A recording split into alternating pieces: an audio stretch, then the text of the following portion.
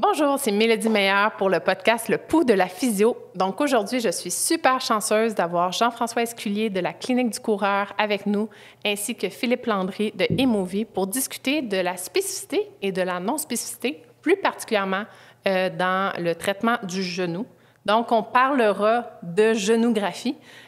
Pour faire une longue histoire courte, une fois, François, qui ne pourra pas être là aujourd'hui, il est indisposé, écoutait la semaine des 4 juillet avec sa famille, puis a vu Laurent Duvernay-Tardif dire que pour lui, la physio n'avait pas fonctionné, mais avait adoré son expérience en genographie. Notre cher François publie ça dans le groupe de la physio. Gros débat sur pour ou contre la genographie dans notre groupe. Il y en a qui étaient pour, il y en a d'autres personnes qui étaient contre. Et finalement, nous avons décidé, lors de ce podcast, de discuter de cette technique-là, mais aussi de comment nous, cliniciens, on devrait se faire une tête sur toutes les nouvelles technologies qui vont arriver, parce qu'on est dans un domaine de technologie. Donc, la genographie est un exemple. Donc, on est très content d'avoir la chance d'en parler avec nos deux invités. Vous remarquerez aussi que je vais porter un masque pour la prochaine heure et quart, heure et 20 environ. C'est pour des raisons sanitaires. Dans le fond, une personne dans le groupe avait la COVID en phase tardive, donc non symptomatique en phase tardive. On est en santé, mais pour être plus sécure, on a pris le 2 mètres de distance et le masque pour respecter les mesures sanitaires. Donc, on s'excuse à l'avance pour les bruits de masque, mais vous allez voir, c'est tellement un bon podcast que vous allez oublier qu'on avait nos masques. Bon podcast!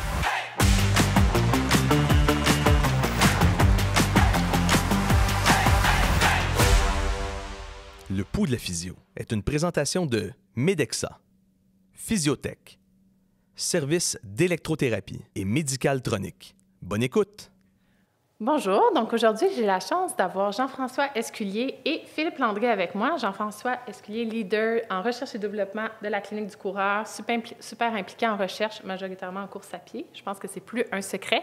Et Philippe Landry, qui est responsable de l'éducation chez Emovie. Vous avez sûrement entendu parler des genographies. Eh bien, c'est Emovie qui offre ce service-là. Donc, content d'être ici. Content d'être ici. Parfait. Oui. J'espère que tu es content aussi. Merci pour l'invitation. Fait que Jean-François a pris l'avion juste pour nous et pour une formation de la Clinique du coureur et de nombreux podcasts. Mais on est très honorés de l'avoir parmi nous. Puis, on est très honorés, Philippe, de t'avoir actuellement en fin de COVID, donc bientôt guéri malgré que tu n'as pas eu de symptômes. Donc, vous remarquerez qu'on a nos masques aujourd'hui. C'est normal. On veut être better safe than sorry.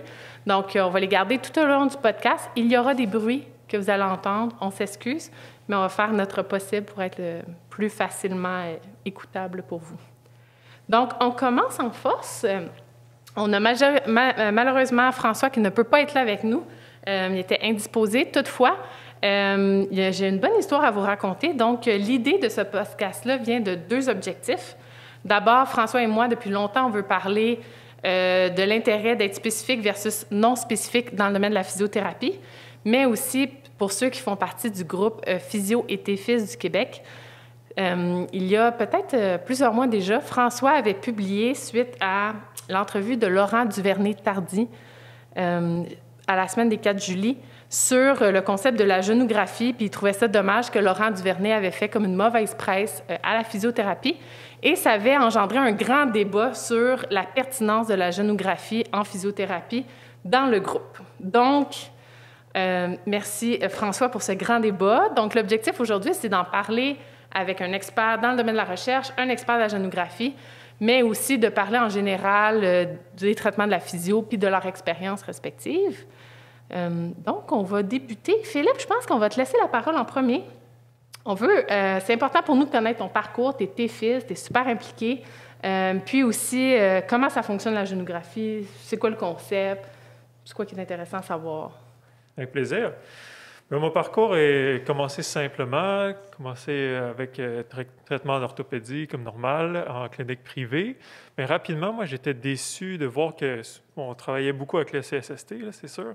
Déçu de voir que beaucoup de patients tombaient malgré tout en chronicité. Donc, ça m'intéressait de voir comment est-ce qu'on peut aider l'évolution de ces patients-là. Donc, j'ai travaillé en clinique privée de douleurs chroniques pendant quelques années où j'ai pu avoir une expertise là-dedans. Puis, dans ce contexte-là, on avait la genographie pour aider nos patients en douleurs chroniques au genou. Puis, je trouvais ça vraiment fascinant. Finalement, j'ai eu l'opportunité de travailler sur un premier projet de recherche avec l'hôpital Maisonneuve-Rosemont sur les blessures de croisés. Puis, c'est là que j'ai officiellement travaillé avec la génographie pour la première fois dans un contexte de recherche. Ça, c'était en 2012. Donc, à peu près pendant une dizaine d'années, finalement, j'ai décidé de complètement changer de pratique puis aller dans le centre de médecine sportive où est-ce qu'il y avait le centre du genou à l'époque. Ouais. Où on est à Laval, exactement. Là, c'était vraiment trippant parce qu'on était un petit hub, on va dire, où on avait kinésiologue, médecine sportive, médecin orthopédiste, physio, ergo. Puis on travaillait alentour des patients qu'on triait et qu'on pensait être des bons candidats pour pousser plus dans le domaine biomécanique, spécifique, avec la génographie comme fer de lance, si vous voulez. Puis on a fait beaucoup d'essais-erreurs, beaucoup de choses qui ne marchaient pas, beaucoup d'exploration. Mais finalement, on avait aussi l'occasion de travailler avec tous les utilisateurs de la génographie dans le monde, qui étaient surtout des chercheurs à l'époque. Donc, fast forward 10 ans plus tard, ça me permet d'avoir une expertise, si vous voulez, dans l'utilisation clinique. Puis en 2019, la génographie EMOVI, si vous voulez, c'est vraiment plus lancé à l'international, au-delà de la recherche dans l'utilisation clinique. Puis il y a beaucoup d'utilisateurs qui voulaient se former là-dedans. Puis on m'a offert de devenir le responsable de la formation médicale. Donc, c'est le poste que j'ai accepté depuis 2018. Depuis ce temps-là, tout ce que je fais, c'est créer du contenu de formation, travailler avec des chercheurs, puis lire de la littérature. Donc, on va essayer d'expliquer un peu qu'est-ce qu'on a trouvé puis pourquoi on trouve que c'est intéressant. Intéressant. Donc, vous remarquerez que ces deux jeunes hommes ont les ordinateurs sortis. Ça se veut un débat littéraire. Donc, ça va être, ma foi, très intéressant. Jean-François, parle-nous un petit peu de ton parcours. On sait que tu es vraiment impliqué à la Clinique du coureur, mais tu es aussi un chercheur et un enseignant à l'université au BC. Donc, parle-moi de toi un petit peu. Ouais. Ben, c'est ça. Moi, je porte plusieurs chapeaux, comme tu dis, Mélodie. Pardon. J'ai fait mes études en physiothérapie à l'Université d'Ottawa. Puis après, j'ai travaillé à Québec en clinique privée pendant plusieurs années chez PCN. Puis là, j'ai commencé à être impliqué en recherche, en fait. Donc, j'ai fait une maîtrise de recherche. J'ai fait un doctorat sur les problèmes de genoux, douleurs fémoro-patellaires chez les gens qui font de la course à pied. Puis après ça, je suis allé à Vancouver pour faire un post-doctorat sur l'arthrose du genou et la course à pied. Justement parce qu'on me demandait toujours, est-ce que la course à pied, c'est mauvais pour les genoux? Donc, pendant toutes ces années-là, finalement, j'ai fait presque une dizaine d'années en laboratoire à étudier la biomécanique, à essayer d'être le plus spécifique possible sur les angles, etc. Donc, essayer de comprendre comment tout ça se passait. Puis, ce qui est intéressant, c'est que toutes ces années-là aussi, j'étais clinicien en même temps. Puis, c'est intéressant de constater à quel point, en clinique, finalement, je ne suis pas un super fan de la spécificité des interventions tant que ça, donc d'être très spécifique sur la biomécanique, les angles précis, etc. Donc, je trouve que c'est intéressant parce que j'ai l'impression que mon parcours est un peu opposé de celui de Philippe parce que moi, je suis comme parti d'un peu plus de spécificité, puis maintenant, en clinique, j'essaie de limiter le plus possible à quel point je suis piqué avec les angles, ces trucs-là. Donc, je pense que ça va être une discussion intéressante. Puis, c'est ça, pendant toutes ces années-là aussi, j'ai été enseignant avec la Clinique du coureur. Je suis responsable recherche et développement. Donc, le gros de mon travail, c'est de lire des articles scientifiques, essayer de vulgariser ça, de mettre ça en perspective pour les cliniciens. Puis j'enseigne à l'Université de la Colombie-Britannique aussi, au département de physio. Fait que c'est ça, j'ai mis tous mes plusieurs chapeaux, puis j'essaie de combiner tout ça, puis d'aider à améliorer les pratiques. Donc, je pense que ça va être une discussion intéressante aujourd'hui de voir comment on peut mixer toutes ces approches-là ensemble. Bon, mais merci.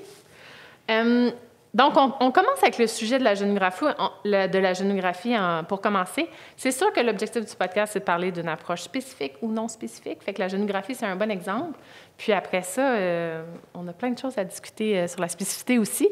Mais parle-nous un petit peu de la génographie, comment ça fonctionne. D'où ça vient? Oui, c'est ça. En clinique, moi, j'en ai entendu parler. Comme je disais, on me l'a proposé, dans le fond, de l'avoir en clinique.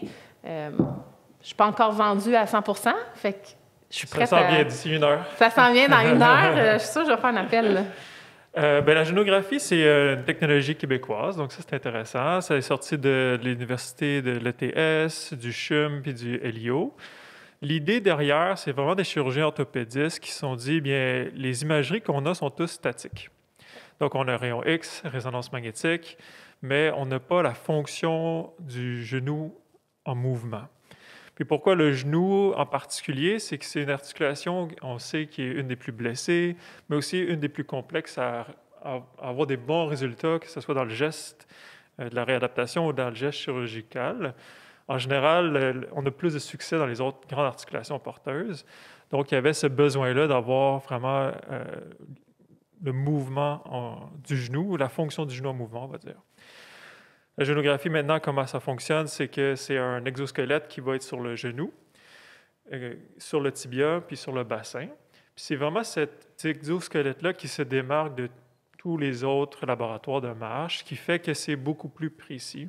Ça, on pourra en parler, là, mais je pense qu'une des échecs qu'on a dans la recherche pour avoir des conclusions fortes, c'est qu'il y a une très grande marge d'erreur, même dans le laboratoire de marche très avancé, pour ce qui est des angles. Hein. Puis la génographie, ça vient un peu enlever ça, cette marge d'erreur-là. C'est une marge d'erreur de 0,4 degrés. Donc, l'angle qu'on mesure, c'est l'angle qui se passe vraiment dans le genou du patient.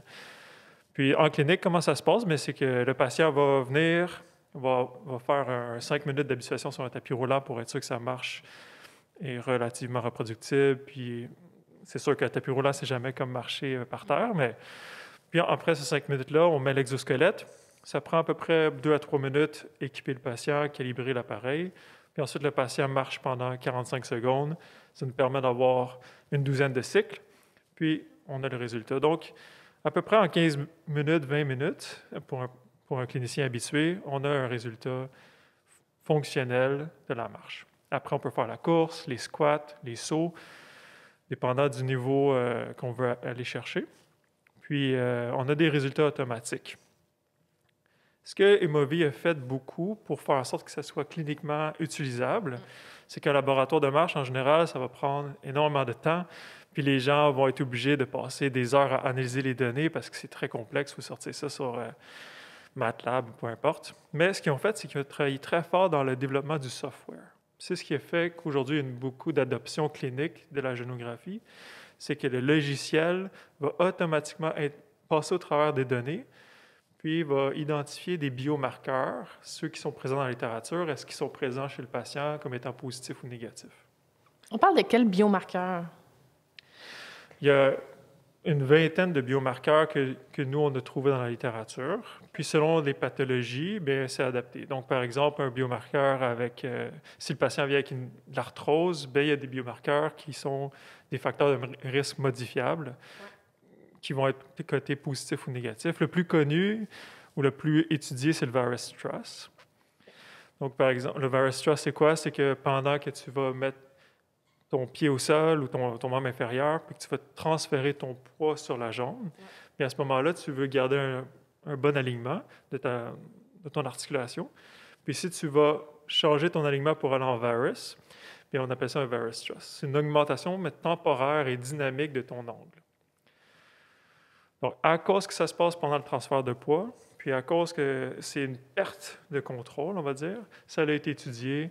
Puis ça fait depuis 2004, là, avec Chang, qui l'avait découvert. Pour ce qui est des facteurs de risque modifiables d'arthrose, c'est une des choses que nous, en réadaptation physique, si on le sait, on peut le modifier. Puis ça a un impact sur l'apparition de l'arthrose, sur la progression de l'arthrose, puis sur l'évolution du patient dans sa douleur, dans ses symptômes.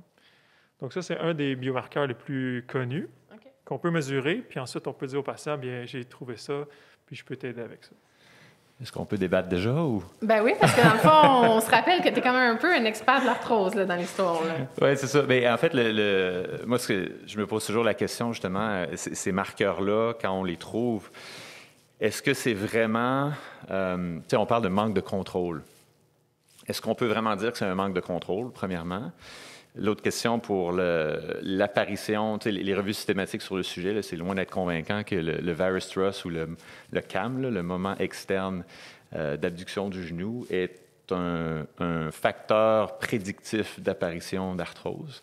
C'est un facteur qui est relié à la progression, mais à l'apparition, c'est loin d'être convaincant. Fait que je me demande juste à quel point on peut extrapoler là-dessus. Oui. Bien, je ne sais pas si tu es tombé sur cet article-là, Jean-François, c'était quoi, en 2020? Ils ont sorti une des premières revues systématiques sur le sujet, là, sur le CAM, puis sur le varus Strauss. Laissez-moi la retrouver, mais c'était... de Souza, celle-là? Ouais, je ne suis pas aussi bon que toi pour me souvenir des noms des choses. Oui, c'est ça, de Souza, exact. Oui, un des auteurs, c'est mon collègue à UBC. Eux autres, Michael Hunt. Eux autres, ils avaient trouvé que c'était très concluant, que le varus Strauss était non seulement un facteur de progression, mais un facteur d'apparition de l'arthrose médiale. C'est pas très convaincant quand même. Tu sais, si on regarde le tableau, là, il y a un tableau qui décrive les études en question, là. Il y en a deux qui disent qu'il y a peut-être un lien, puis il y a une de ces deux-là qui est liée à une analyse 2D du varus Strauss, puis l'autre qui est liée à une analyse 3D, alors que les deux autres études disent qu'il n'y a pas de lien. Donc, si on lit l'abstract, on pense qu'il y a peut-être un lien, mais si on va l'analyser, c'est loin d'être convaincant. Puis en fait, on a donné même un webinaire avec Michael, où lui présentait spécifiquement sa conclusion de sa slide résumée de l'étude, c'est que c'est relié à la progression, mais on ne peut pas dire que c'est un facteur prédictif qui est relié à l'apparition. Donc, je pense qu'il faut être un peu critique des fois de juste lire le résumé là, quand on va analyser les données puis parler aux auteurs. Je ne sais pas ce qui s'est passé dans leur processus. Là. Je comprends que ça peut porter à confusion, mais la littérature est loin d'être convaincante là-dessus. Mais convaincante de quoi? Que c'est un facteur de progression ou que c'est un facteur d'apparition? Un facteur prédictif de l'apparition. Oui, c'est ça. Ça, c'est très difficile à... Bien, c'est ça. C'est que si, par exemple, je ne sais pas, quelqu'un vient à la clinique puis on dit est-ce que cette personne-là est à risque de faire de l'arthrose, je vais faire une génographie, bien, on ne peut pas dire. On est d'accord là-dessus. Des facteurs gérer de toute façon en prévention des facteurs d'apparition d'une pathologie, est-ce qu'on veut faire ça? C'est même ça pourrait être un débat en soi. Là, tu sais. Ouais. Mais en général, ce qu'on fait, c'est qu'un patient vient avec des douleurs ou une raison de consultation de pathologie, puis on la traite, cette pathologie-là. Je pense que dans ce contexte-là, travailler, par exemple, avec le varus Strauss, c'est quelque chose de bien documenté. Là, tu sais. Je relance la balle dans un contexte de progression. OK, moi, Mélodie, clinicienne, on va partir de ça. J'ai un patient qui a une douleur de genou liée à l'arthrose. Je vais te dire que j'ai fait mon éducation, j'ai fait ma quantification mécanique, j'ai fait une prescription d'exercice, j'ai adressé la motivation, j'ai adressé les facteurs biopsychosociaux. J'ai tout fait ça. Bon élève, je pense que j'ai fait comme mon top 5, OK? Là, je suis rendue là, puis là, et ma progression ne va pas comme je réadresse la quantification du stress mécanique. Là, j'ai tout fait ça. Puis là, mon patient, il me dit « Ouais, j'aimerais ça faire une génographie, qu'est-ce que tu en penses? Est-ce que je pourrais utiliser ce concept-là pour travailler le contrôle moteur de mon patient? » On va commencer avec Jean-François, tiens. Ça, c'est une excellente question. Parce que quand tu dis travailler le contrôle moteur de ton patient, par exemple, on parle de spécificité là, dans ce podcast-ci.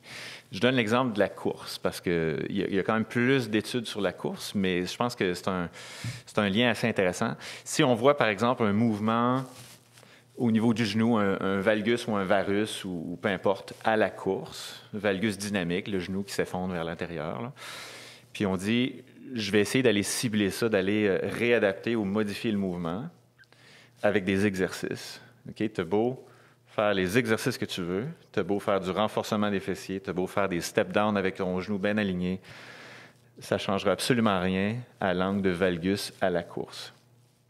Donc, je pense que puis j'ai hâte de voir ce que Philippe dit là-dessus par rapport à la marche, mais c'est que si tu veux modifier un mouvement, il faut que tu entraînes pendant ce mouvement-là pour vraiment aller changer le mouvement.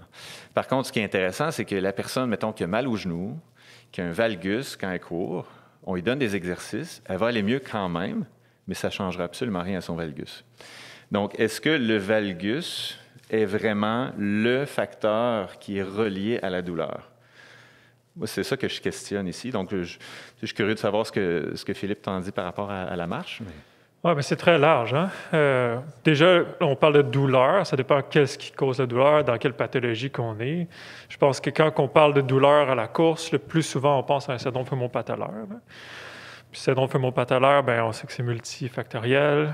les études là-dedans aussi, la vôtre, c'était une des meilleures que j'ai lues parce que vous aviez 60 patients. Là. La plupart des N sont très faibles. Donc, tirer des conclusions sur qu'est-ce qui cause et qu'est-ce qui ne cause pas, tu le sais comme moi, c'est complexe. Là. Mais si on revient à, mettons, des N plus grands, des études plus systématiques ou plus grosses sur la mécanique articulaire, je pense qu'on pense souvent à l'arthrose parce qu'ils ont réussi à faire des études avec des milliers de patients dans certains domaines. Puis, par exemple, Felsen, c'est un de ceux qui a le plus étudié la question, c'est sûr. Là, ils ont vu que si on prend juste le ligament statique, si toi, Mélodie, tu as un varus juste à partir de 1 degré, ils ont découvert que ça augmente les risques de progression de l'arthrose. Dans un contexte que, mettons... OK. Peu importe, là, on ne parle pas, mettons, quelqu'un qui a un ACL. Mettons, moi, Mélodie, en ce moment, j'ai un varus. Puis que, mettons, si on enlève le risque d'apparition, parce qu'ils ont étudié ça, mais mettons que tu as déjà de l'arthrose, tu dis, OK, moi, je viens à la clinique vous voir, puis comme tu dis, je suis une coureuse et tout. Est-ce que je dois arrêter de courir à cause que j'ai de l'arthrose? On sait que la réponse est non. Il faut rester actif. On t'a quantifié le stress. Puis là, tu dis, OK, mais j'ai de la douleur en médial quand je marche à l'endroit où j'ai un début d'arthrose. OK, fait qu'on parle de l'arthrose symptomatique. C'était ça ma question. Oui, okay. c'est ça. C'est symptomatique. OK. Je pense que c'est complexe si on rentre dans l'idée de prévention de l'arthrose. Mais la plupart de nos patients, la réalité, c'est qu'ils viennent nous voir. Quand ils décident de payer, c'est parce que la plupart du temps, c'est symptomatique, là, de toute façon. Donc, il vient nous voir, puis il dit, bon, ben j'ai de l'arthrose, mais est-ce qu'il existe des facteurs de risque de progression de ton arthrose qui sont liés à ta douleur?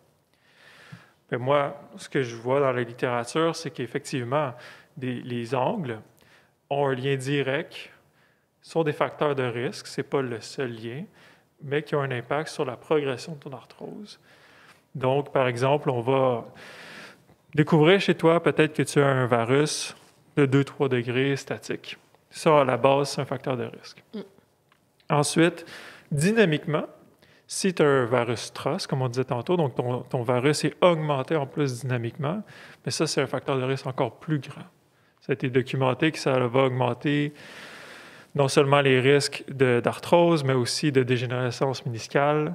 Ça va augmenter tes signes et symptômes. Puis, ça peut te faire en sorte que 4 fois plus rapidement, tu vas avoir un développement de ton arthrose médiale. Symptomatique. C'est ça. Okay. Donc, est-ce que faire la génographie puis gérer ces facteurs de risque-là, c'est intéressant? Oui. Est-ce qu'on peut changer un geste moteur? Bien, Gagné a fait, au Québec, avec le CRCHUM, a fait une étude sur 600 patients qui seraient séparés en 3 groupes. Certains, on leur a donné des exercices spécifiques pour modifier ça avec des exercices, puis ça a marché. Ils ont été capables de modifier le varus TROS, puis c'était lié avec la satisfaction puis le changement des symptômes. Puis même quand ils ont analysé avec, je pense, je ne me rappelle plus du nom de l'auteur, là, mais Neila quelque chose, ils ont analysé qu'est-ce qui était le plus lié avec les symptômes du patient et son évolution. Est-ce que c'était la condition physique, l'âge, le BMI, le grade d'arthrose? Puis ce qu'ils ont découvert, c'était les marqueurs fonctionnels, les biomarqueurs. Finalement. Ça incluait des tests psychologiques? C'est dans le fond des... pas psychologiques. La catastrophisation de la douleur. Ouais, c'est ça, pas psychologique, mais plus des... Ouais. Ou non? Oui, il y avait des tests. Ben, c'était pas. Je pense qu'il y avait la catastrophisation de la douleur comme test qui était utilisé. Il y avait le COUS qui prend en compte la qualité de la vie. Puis malgré ces tests-là, dans le fond, ce qui est sorti le plus. En fait, c'était ces tests-là de comment est-ce que le patient se sent. Il les corrélait avec conditions physiques, BMI, etc. Niveau de l'âge au niveau d'arthrose. Puis ce qu'ils ont trouvé qui était le plus lié ou le plus corrélé. Avec les tests.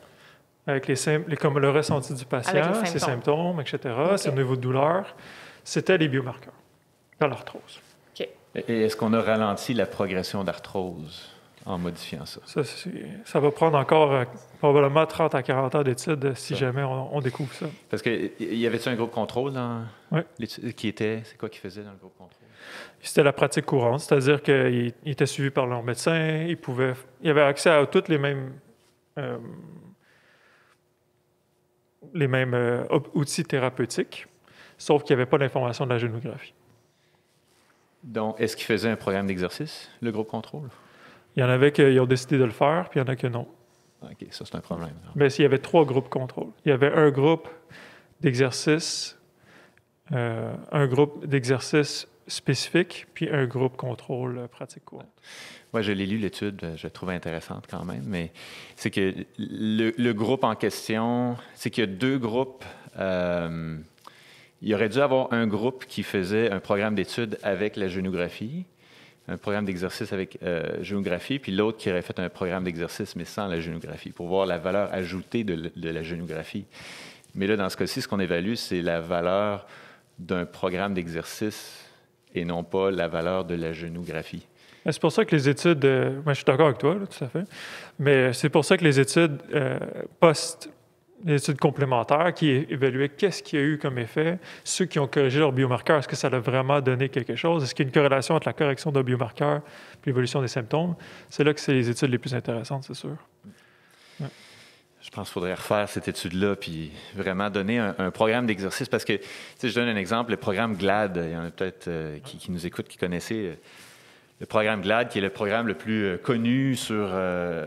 Peux-tu donner plus de contexte du programme GLAD? Oui, le programme GLAD qui veut dire Good Living with Arthritis in Denmark. Donc, c'est un programme danois, programme d'exercice et d'éducation qui a été fait par des chercheurs danois qui a eu des dizaines d'études sur le sujet. Ils collectent des données à travers le monde de façon continue. Là, finalement, c'est pour la réadaptation des gens qui ont de l'arthrose au genou, qui est un programme de quelques semaines. Puis ce sont des exercices qui ont un certain niveau de difficulté qui peut être progressé, mais c'est quand même des exercices non spécifiques. Puis ces exercices-là réussissent quand même, malgré la non-spécificité, à donner de très bons résultats sur l'amélioration des symptômes, l'amélioration fonctionnelle. Donc, c'est sûr que moi, quand je lis ça, puis je lis l'étude sur la génographie, je me demande c'est quoi vraiment qui a fonctionné. Puis est-ce que si on relie peut-être les marqueurs biomécaniques à l'amélioration, bien, est-ce que c'est vraiment ça qui a été relié ou parce que ça devrait être retesté, en fait, là, avec une étude d'un autre niveau où là, on va comparer un programme d'exercice spécifique et non spécifique. Quel est l'effet sur les symptômes et la fonction chez les gens qui peut-être ont eu un changement biomécanique et ceux qui n'en ont pas eu. Puis, en ce sens-là, j'ai amené une autre étude en exemple parce que justement, Michael Hunt, qui est un des co-auteurs de la revue qu'on parlait tout à l'heure, a fait un essai clinique randomisé aussi, super intéressant, où il a amené les gens à modifier la façon dont ils marchaient pour finalement juste tourner leurs jambes vers l'extérieur un peu, le towing out qu'on appelle, qui est une intervention qui vise à réduire la compression au niveau du compartiment médial quand on marche. Donc, quelqu'un qui a une arthrose au compartiment médial en surcharge, le fait de tourner sa jambe vers l'extérieur en marchant pourrait aider un peu à réduire ces charges-là. C'est le concept. Donc, le premier groupe, finalement, a eu cette intervention-là, plus un programme de marche. Puis le deuxième groupe, qui était le groupe contrôle, eux autres, ils ne sont pas fait dire de tourner leurs jambes vers l'extérieur, mais ils ont eu un programme de marche aussi. Et les 2 groupes se sont améliorés de la même façon, au niveau symptômes et fonctions. Donc, moi, ça m'amène toujours à cette question-là. Est-ce que c'est vraiment la spécificité ou est-ce que c'est le fait de bouger, d'être actif, de faire de l'exercice qui va aider? Oui, mais je pense que c'est un très bon... si je peux répondre... Je vais te laisser répondre, je vais répondre après. Vas-y. Non, mais exactement. Moi, c'est la première chose que j'ai fait quand j'ai vu cette étude-là du CRCHUM, c'est que moi, je l'ai comparé à GLAD. Parce que GLAD, c'est exactement ça. Pour moi, c'est mon groupe contrôle. Où ils ont fait des exercices non spécifiques. C'est un programme assez costaud de groupe sur 6 semaines, si je ne me trompe pas, qui, pour les gens qui s'inscrivent, coûte 8 à 900 $, quelque chose comme ça. Puis qui ont des résultats sur 6 mois. Donc, c'est la même chose que le CRCHUM a fait, c'est sur 6 mois. Puis, on retesté les patients à 6 mois, voir leur évolution biomécanique. Puis, moi, j'ai trouvé ça intéressant parce que dans le groupe du CRCHUM, ils ont seulement donné un programme d'exercice à la maison. Puis après, c'était des suivis téléphoniques. Donc, contrairement à GLAD, ce n'était pas des exercices supervisés, mais surtout des exercices à la maison. Puis, les résultats sur l'évolution du COOS, parce que c'est ce que GLAD utilise aussi, le COOS, puis l'évolution sur le Visual Analog Scale, étaient supérieurs quand même dans l'étude du CHUM à GLAD. Donc, pour moi, c'était assez intéressant de voir, même si ce n'était pas à l'intérieur d'une même étude, qu'un programme d'exercice, si tu veux, qui était la principale intervention, lorsqu'elle était spécifique, mais très peu supervisée, avec le CHU avaient des meilleurs résultats qu'un exercice qui était général, mais par le GLAD. Bon. Moi, j'ai une question méthodologique. Ouais. Est-ce qu'on a le droit de comparer deux études comme ça dans la littérature? Non, tu ne pourras pas publier avec ça. Non, on ne peut pas publier, mais je comprends qu'on ne peut pas publier. Mais tu sais, est-ce que, mettons, encore là, moi, je m'assois dans le rôle du clinicien. Là. On oublie que j'ai fait de la recherche. Là, je suis clinicien. Je lis ces deux articles-là. Je me dis la même chose. Est-ce que cette analyse-là fait du sens comme clinicien? Je veux dire oui et non, là, parce qu'il y a quand même des revues systématiques qui s'appellent les revues systématiques et méta-analyses en réseau, là, les networks, qui vont comparer différentes études ensemble, qui avaient comparé différentes interventions. Exemple, étude A a comparé intervention A et B. Étude 1 a comparé intervention A et B. Étude 2 a comparé B et C. Puis avec ça, on est capable de dire A versus C, même s'ils n'ont pas été comparés directement. Donc, c'est le principe, ça se fait en recherche, mais il y a des méthodes statistiques pour faire ça. On ne peut pas juste les regarder puis dire « Ah, ben ça, c'était mieux, donc c'est mieux que l'autre, juste visuellement. » Non, c'est sûr. Donc, oui, ça se fait, mais dans un environnement contrôlé avec certains experts. Donc, moi, comme clinicienne, de faire cette analyse-là est 100% biaisée. Oui. OK. Ouais.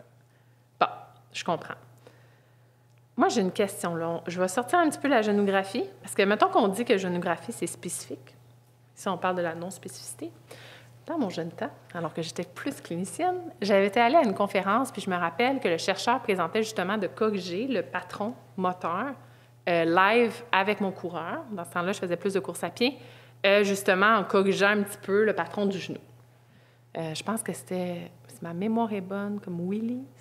Rich Willy, oui, exact. Rich Willy, excellent formateur. Dans le fond, il est vraiment le fun à entendre parler. Là. Ouais. Après ça, ça, c'est quand même spécifique là, comme mesure. Très là. spécifique. OK. Oui. Lui, il était fan. Oui. Mais là, si tu me demandes est-ce qu'il est encore fan, je veux dire non, pas vraiment. Ah, OK. Ouais. Fait que, dans le fond, la littérature a évolué, puis c'est moins la tendance maintenant. C'est ça, exact. OK. Fait que même dans un mouvement actif, une mesure, une correction spécifique, aussi spécifique, est-ce qu'il y a une valeur ajoutée? En fait, tu sais, pour préciser un peu sur ces études-là de Rich Willy, là, c'est le même groupe de recherche. Donc, c'est un peu ce que je disais tout à l'heure. Quelqu'un a un valgus à la course. On lui dit, quand tu cours, essaie de garder tes rotules pointées par en avant. Là. C'est comme la consigne qui est donnée. Ce qui est très bizarre à faire là, quand tu l'essayes toi-même. Là. C'est pas naturel du tout. Là. Imagine tes genoux vont un peu vers l'extérieur. Oui, tu sais, mais en tout cas, je propose aux gens qui nous écoutent de l'essayer et de me dire s'ils trouvent que c'est naturel de faire ça.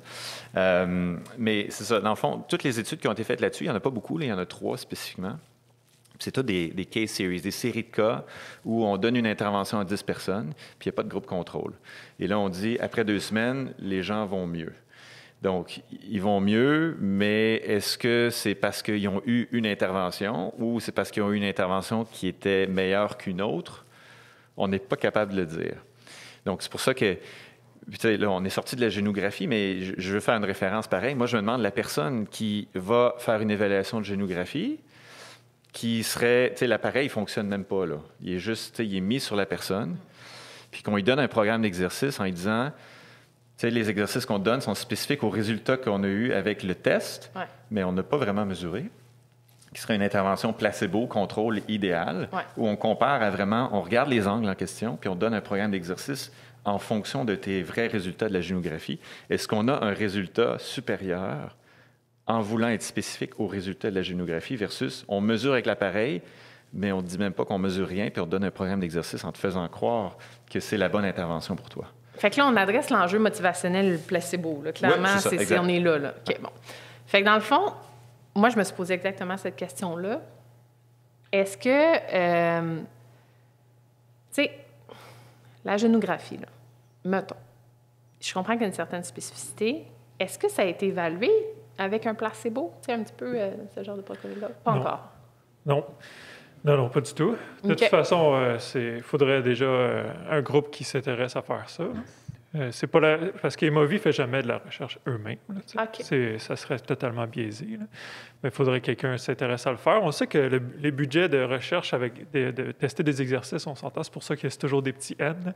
Il n'y en a pas des gros. La plupart des gens qui s'intéressent à faire de la recherche puis qui ont les budgets pour, c'est plutôt de la chirurgie. Donc, ça nous concerne moins en physio. Là, Mais si je peux partager mon expérience clinique, Ouais. quand on a commencé, on essayait on a toujours essayé évidemment de corriger la biomécanique, c'est ce qu'on mesurait, puis on a souvent échoué. Puis moi, je pense que c'est aussi une des raisons pourquoi est-ce que les études sont peu concluantes, c'est qu'on ne la corrige pas, la biomécanique, comme François a dit. Donc, c'est difficile de savoir si ça marche, si on ne sait même pas comment on arrive vraiment à changer un Weierstrass ou une chute en valgus. T'sais. Puis au début, c'est ce qu'on voyait. Donc, on faisait des tests, on donnait des exercices, le patient revenait, puis il avait encore sa mauvaise mécanique. Est-ce que des fois, il s'améliorait? C'est sûr que oui. Il y a eu des exercices de toute façon. On le sait que juste donner des exercices va améliorer le patient. Mais la plupart des patients qui venaient au centre du genou, qui viennent encore faire la génographie, c'est des patients qui ont déjà essayé d'autres choses. Ton cas que tu disais tantôt, moi, j'ai déjà fait de la physio, j'ai fait de la renforcement, puis on me parlait de quantification du stress. Ouais. Ça, c'est des patients que moi, j'ai vus toute ma vie. OK. Puis ces patients-là n'évoluaient pas nécessairement mieux avec la génographie quand on ne changeait rien. Je comprends pas. Mettons, il n'évoluait pas mieux si on mettait la génographie puis on faisait pas d'intervention. On faisait l'exercice, on les retestait, puis il n'y avait rien qui avait changé, mais les OK. symptômes changeaient peu aussi. Parce OK. que c'était pas des patients que c'était pas la première fois qu'ils faisaient des exercices. OK. C'était des patients qui avaient échoué ailleurs, venaient nous voir, puis ils pouvaient échouer encore. En partie, c'était parce qu'on ne savait pas quoi faire, comment changer leur mécanique, même si on pouvait la mesurer. OK. Parce qu'initialement, juste pour plus de mise en contexte, Dans les 5-6 premières années que j'utilisais la génographie, dans un objectif diagnostic, entre guillemets. on essayait de la corriger, mais on ne savait pas comment. OK. Parce que tu lis la littérature aujourd'hui, puis on demande à la littérature comment corriger un valgus à la poussée, puis on n'a pas de réponse. On n'a pas beaucoup d'études qui ont réussi à le faire. Donc, on ne sait pas quel exercice donner pour le changer. On va renforcer les fessiers, mais ça ne change rien. Nous, on a des patients qui ont gagné beaucoup de force. On leur a fait des planches, on leur a fait des fessiers, puis il y avait le même valgus. OK. On leur a fait des exercices de proprioception. On a tout essayé. Puis il y a plein de choses. La plupart des interventions ne fonctionnaient pas pour changer la mécanique articulaire. Mais, avec le temps, on a développé une série d'exercices qui fonctionnent. Puis ces patients-là qui changent leur biomécanique, changent leurs symptômes. Ça, c'est mon expertise clinique. Puis les patients qui reviennent, puis qui n'ont pas changé leurs symptômes, en général, quand je les reteste, ils n'ont pas changé leur mécanique et ils n'ont souvent, peut-être même, ils se sont empirés dans leur biomécanique. OK. Là, je vous dis ça, c'est complètement biaisé parce que c'est la façon, mais ça, c'est mon expertise clinique. Puis, la clé, évidemment, pour cette intervention, selon moi, c'est le triage du patient. Je ne pense pas que tout patient qui a syndrome fémoro-patellaire a besoin d'une génographie. Mais je pense que si c'est un patient qui a des douleurs persistantes, Ouais. qui a un historique, Ouais. et encore plus s'il vient et il me dit « j'ai déjà essayé des choses Ouais. comme la quantification du stress », bien, je pense qu'avec un bon triage, on peut dire « ce patient-là, ça vaut la peine d'investiguer ces facteurs de risque biomécanique pour le prendre en compte. » Je comprends. Moi, j'ai une question. Dans cette circonstance-là, moi, j'ai beaucoup de patients, ils viennent me voir, mais il a dit, j'étais allé en physio, ça n'a jamais marché, la physio, ça ne marche pas. Ils viennent me voir. Puis, j'adresse le composant biopsychosocial, dont ces questionnaires qu'on parlait tantôt, TSK, PCS et bien d'autres. Puis, souvent, mon approche personnelle, c'est juste d'adresser ça, de mieux les coacher, fait que d'être plus assidu, puis j'ai une évolution. Bon, mettons, je blende ma technique. Là. Mettons, j'appelle ça la technique mélodie. C'est pas vrai, là. On s'entend. Il y en a plein d'autres personnes. La technique meilleure. La technique meilleure, ça serait excellent. Bon, la technique meilleure, je peux dire, bien, les gens sont venus me voir, ils ont fait la technique meilleure, puis maintenant, ils vont mieux. Fait que c'est là que moi, je me dis, entre la technique meilleure, on l'appelle comme ça, hein, c'est juste une joke, on comprend, puis la génographie, là, je peux pas dire que c'est mieux. Fait que là, on fait quoi? Est-ce qu'on peut se dire, mettons, la génographie, scientifiquement, il n'y a pas encore assez de recherche? On peut-tu aborder ça? Bien, encore une fois, ça dépend de quelle pathologie tu parles. Je pense que si tu penses Toute pathologie confondue. C'est celle de ton choix. Ouais. Je pense que si on parle de syndrome fémoro-patellaire, il y a encore... on est loin, mais je me demande si un jour on va y arriver avec la rapidité de l'évolution de la recherche. Est-ce qu'on va arriver à une conclusion? Ça va être très difficile. Mais je pense que si on prend l'autre extrémité du spectre, l'arthrose, il y a énormément de recherches qui ont étudié des milliers de patients, puis qui montrent que les facteurs de risque mécaniques ont un impact réel sur les symptômes, puis sur l'évolution d'une pathologie. Puis que c'est juste normal, nous, en tant que physio, de dire à notre patient que cette chose-là existe, puis qu'on peut lui offrir de le prendre en compte, parce que c'est bien documenté, qu'on peut avoir un impact sur sa pathologie et son évolution. C'est bien documenté qu'on peut avoir un impact sur son évolution? Que ces biomarqueurs-là ont un impact sur leur évolution. OK. Mais, encore une fois, pas nécessairement que l'intervention va ralentir la progression de l'arthrose. Il n'y a rien qu'on peut garantir là-dessus, c'est ça? Exactement. OK. Fait qu'on appelle ça, dans le fond, au même titre que des fois, il y en a qui disent « prends telle vitamine, tu as une chance sur 2 que ça fonctionne ». Est-ce qu'on peut dire que la génographie, on est là, tu sais, essaye-la si tu veux, tu vas dépenser un certain montant? C'est la même chose que les facteurs de risque de toute pathologie. La première chose que les études arrivent à faire, c'est documenter que ça crée un risque de l'avoir ou que de progresser. Ouais. Puis après, c'est beaucoup plus complexe de dire jusqu'à quel point, si tu enlèves ce facteur de risque-là, tu n'as pas de chance que ça progresse. Ça va être très complexe à faire comme étude, mais est-ce qu'on attend que ces études-là sortent dans 40 ans pour enlever un facteur de risque de progression? Ça, c'est un excellent débat. La question qui tue. J'attends-tu que la recherche me dise que je dois le faire avant de faire quelque chose? Parce qu'on s'entend que la recherche aussi... moi, je vais me mettre... C'est pas parce que je suis du côté de Jean-François que je n'essaie pas d'être nerd dans cette discussion. C'est sûr que j'ai des billets toujours personnels parce que tout le monde a des billets. Mais je suis juste plus proche de Jean-François parce qu'il n'a pas la COVID. Juste disclosure. Donc, tu sais, la recherche nous a aussi appris à activer le transverse à un moment donné, tu sais. Oui. Fait que... Mais maintenant, elle nous dit de ne plus le faire. De ne plus le faire. Ouais. Fait que moi, comme clinicienne, qu'est-ce que je fais? Est-ce que je me dis, à crème, je vais essayer des nouvelles tendances? Je mets ça en guillemets, sans rancune. Des nouvelles tendances, ou je me dis, j'attends la recherche, puis j'accepte que ce que la recherche me dit de faire, peut-être ça sera pas bon. Tu sais, dans le sens... C'est un peu décourageant pour un clinicien, je pense, qui nous écoute à la maison. Mais ça, c'est intéressant que tu amènes le transverse aussi. Là, pour faire une parenthèse là-dessus, ça, c'est partie d'études transversales où on analyse des gens qui ont mal au dos, des gens qui n'ont pas mal au dos, puis on se rend compte que ceux qui ont mal au dos, ben, peut-être qu'ils activent moins bien certains muscles, mais qu'au final, c'est pas ça la cause de la blessure. Donc, je pense qu'on a beaucoup évolué à travers les années sur dire... un lien de corrélation versus causalité là, entre les facteurs de risque puis vraiment ce qui va... puis l'apparition de la blessure. Donc, à la question, est-ce qu'on attend?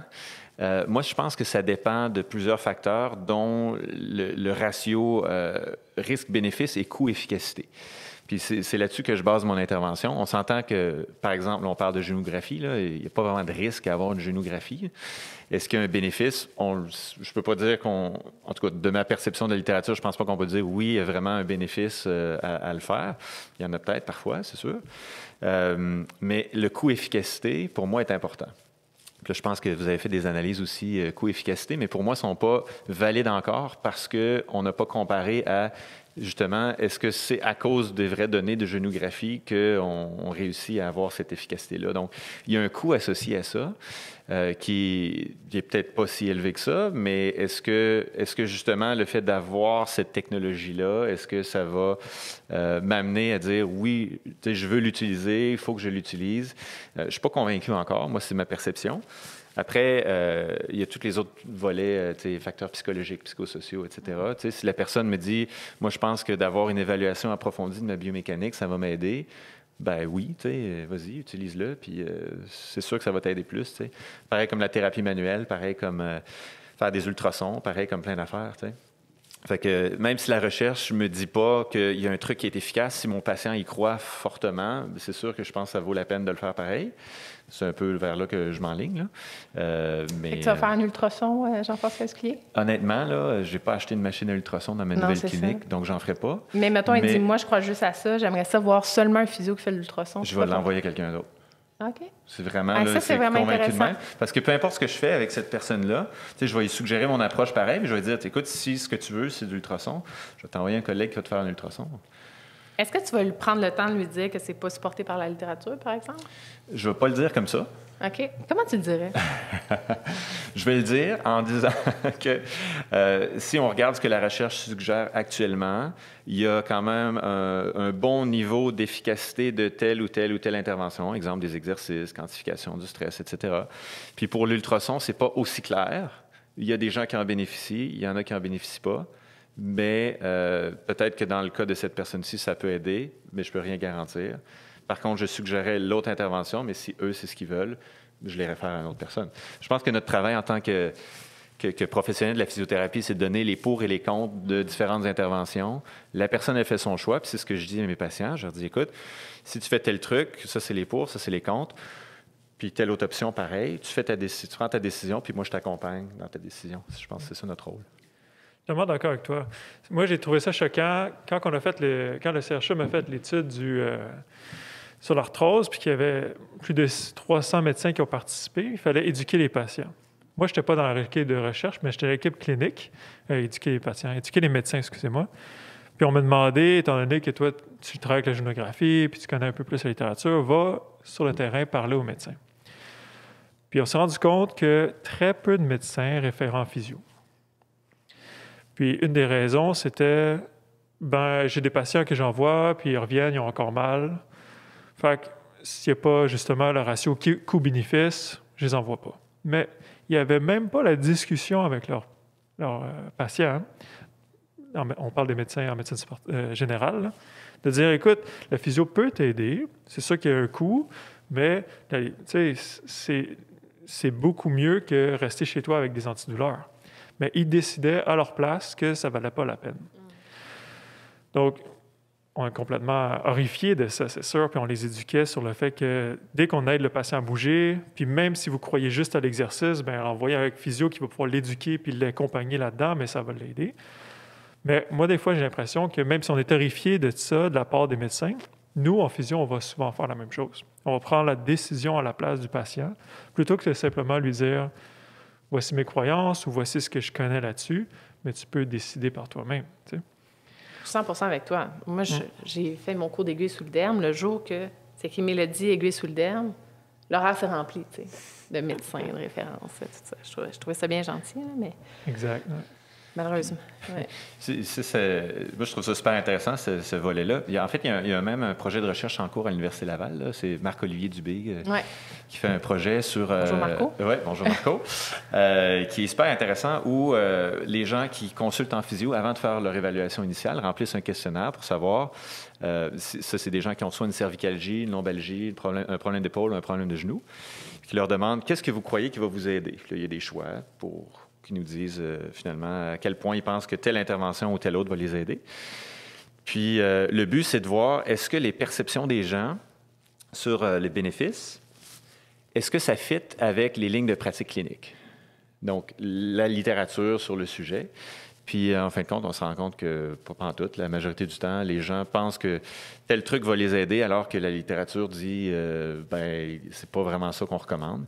Donc, l'étude n'est pas encore publiée. Là. Il présente un abstract là-dessus prochainement au Congrès mondial de la physio, mais je pense que ça va amener une perspective intéressante, justement, sur la fameuse evidence-based practice, là, la pratique basée sur les preuves.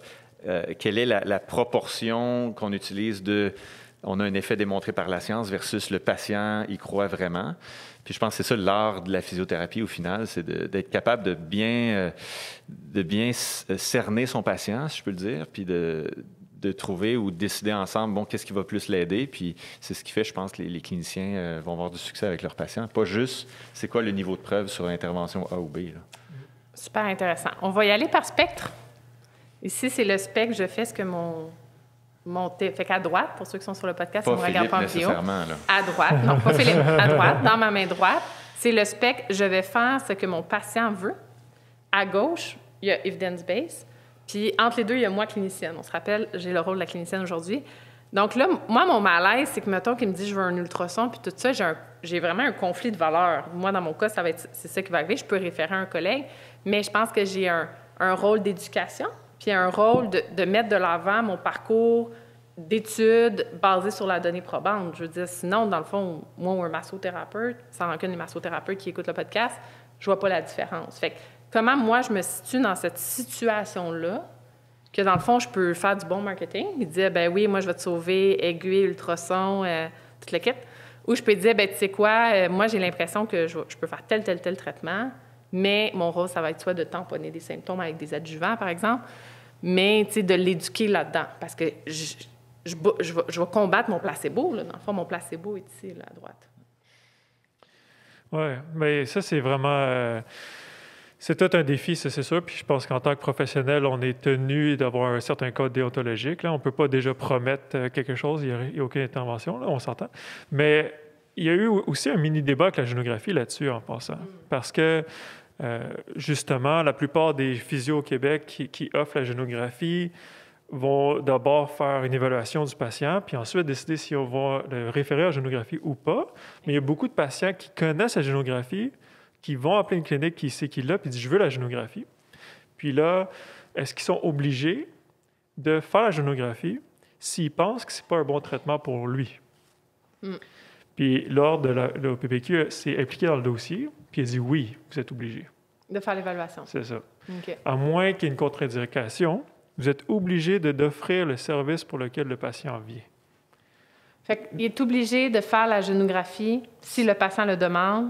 Puis qu'il n'y a pas de contre-indication. Puis qu'il n'y a pas de contre-indication. Donc ça, c'était vraiment surprenant pour moi. Oui, vraiment. C'était vraiment pas quelque chose que je pensais qui était possible. Je pensais qu'au contraire, il fallait toujours que ça soit quelque chose de justifiable comme intervention. Mais le raisonnement de l'ordre, c'était si le patient vient et pour un service, puis qu'il n'y a pas de contre-indication, on est obligé de lui donner. Est-ce que cette... Bon. Mais là, je ne défends pas ce point de vue-là. Non, je dis que c'était la conclusion de l'Ordre des physiothérapeutes du Québec. Parfait. Moi, je fais une pause ici au podcast pour avoir des expériences avec l'Ordre, puis tout ça, en avoir discuté avec l'ancien président.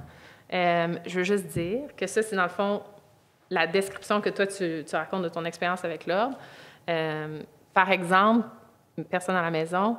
Dans le fond, tant qu'on n'a pas lu la description puis tout ça, il y a un biais humain. Là, parce que... Exact, c'est ce que j'ai compris de la conclusion. Mais de toute façon, c'est pas l'approche générale. Hein. En général, on va plutôt faire... Notre rôle en réadaptation, c'est sûr, c'est de prendre un patient, prendre son historique, qui est la plus grosse partie souvent, puis ensuite décider si une intervention est nécessaire ou pas. Puis, je pense que la clé d'une de tes études, c'est l'éducation. D'avoir confiance en l'intelligence du patient qui est devant nous, puis qu'est-ce que lui, il va faire, puis de dire, bien, voici mes alternatives. Puis, est-ce que ça a été publié, cette décision-là de l'Ordre, ou ça a été un échange de courriel? Ça a été communiqué à ceux qui utilisent la génographie. Ah! Donc, c'est public. Je ne sais pas de quelle manière ça a été publié. OK. Bon, Mais moi, je trouve vraiment que le point clé dans ta situation, Mélodie, c'est l'éducation du patient. C'est un peu ce que Philippe, tu disais. Parce que ton patient demande ça, toi, tu es au milieu, puis la recherche suggère ici. Mais peut-être que ton patient, il ne sait pas c'est quoi qui est là. Il ne sait pas c'est quoi que la recherche suggère. Fait que, moi, je pense que, comme vous disiez les deux, je pense notre rôle, c'est d'éduquer les gens, parce qu'on parle de fournir un consentement éclairé, là, mais un consentement éclairé, c'est basé sur une connaissance éclairée de c'est quoi mes options. Là. Parce que si on ne le sait pas, si moi je suis allé déjà à une clinique là, dans le passé, puis tout ce qu'ils me faisaient, c'est des ultrasons, puis ça fonctionnait, parce que j'habite à Saint-Clinclin, puis ils font des ultrasons à tout le monde, là. Ben peut-être que moi, c'est juste ça que je connais, puis c'est ça que je veux, puis je sais que ça marche pour moi. Mais peut-être que si j'essaye l'autre option, si c'est bien expliqué, puis je trouve que ça pourrait bien convenir pour moi, bien peut-être je vais choisir cette option-là à la place. Fait que toi, dans ton rôle, je pense que c'est vraiment d'éduquer la personne, lui donner ses options A, option B, option C, les pour, les contre de chaque, qu'est-ce que la recherche dit, puis après, la personne a fait son choix. Puis notre rôle, c'est justement de l'accompagner, cette personne-là, dans sa décision. Tant qu'il n'y a pas une contre-indication, tant qu'il n'y a pas un risque pour sa santé, notre rôle, c'est juste de l'accompagner ou de la référer à la personne appropriée. Bon. Excellent point. Comment on fait comme clinicien? Parce que moi, j'ai adoré cette discussion-là, puis je suis membre du groupe aussi, puis je trouvais que ce qui était difficile, justement, dans le groupe, c'est qu'il y avait certaines personnes, ils lisaient la littérature, supportaient la génographie, certaines personnes lisaient la littérature, ne supportaient pas la génographie. Donc, ce clinicien-là, tu sais, y a-tu des...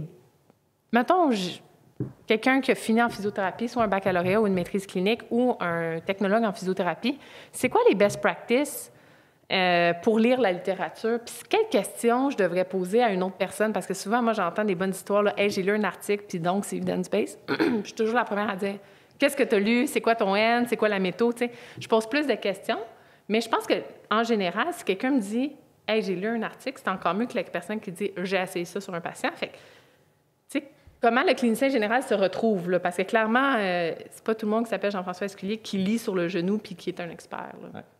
Bien, je vais établir mon conflit d'intérêts. J'ai fait une formation en ligne qui s'appelle La science en pratique de l'article à la clinique. Puis en fait, c'est exactement de ça qu'on parle. Tu sais, on décrit dans plein de chapitres, c'est une formation en ligne où on dit, bon, premièrement, est-ce que tu peux faire confiance au périodique dans lequel c'était publié? Deuxièmement, est-ce que c'est une étude qui a été bien faite? C'est quoi la validité de l'étude? Puis après, troisièmement, est-ce que ça s'applique à ta situation clinique? Fait qu'il y a vraiment il y a une démarche à faire. Tu sais, on ne peut pas juste dire, oui, j'ai trouvé un article, ça va dans tel sens, donc je l'utilise. Là. Donc, tu sais, c'est difficile de répondre à cette question-là en 30 secondes, là, parce qu'il y a tellement de choses à regarder. Puis, je pense qu'on pourrait peut-être faire un meilleur travail que ça dans la formation aux physiothérapeutes, là, sur comment lire des articles puis les interpréter. Mais c'est une formation qui dure combien de temps? C'est 8 heures en ligne, celle que j'ai faite. Puis j'essaie de la faire la plus intéressante possible parce que des fois, ça peut être assez drable, là, formation sur comment lire des articles. Mais il y a des exemples, on a des situations cliniques, des cas cliniques.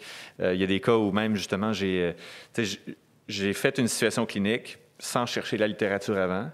Puis je me suis dit, bon, je vais prendre une chance, là. Je fais la situation clinique comme si j'étais vraiment avec un patient. Puis je vais chercher après. Puis j'ai trouvé un article. Puis l'article, je l'analyse, je le critique de façon interactive avec les gens. Puis il est mauvais, l'article. Mais c'est le meilleur que j'ai pu trouver, c'est ça. Puis il est mauvais. C'est une revue systématique, puis il n'est pas bien fait. Mais c'est la réalité clinique. On ne peut pas toujours trouver un article qui est super bon puis qui va supporter ce qu'on fait. Donc, il faut être à l'aise avec ça. Puis à ce moment-là, il faut être capable de dire, ben je vais adapter mon approche en fonction de ça. Moi, mon expérience est beaucoup moindre que Jean-François en tant que chercheur, je pense. Mais j'ai plus l'expérience d'un clinicien hors système de la recherche. On n'a pas accès aux articles. C'est abstract qu'on a.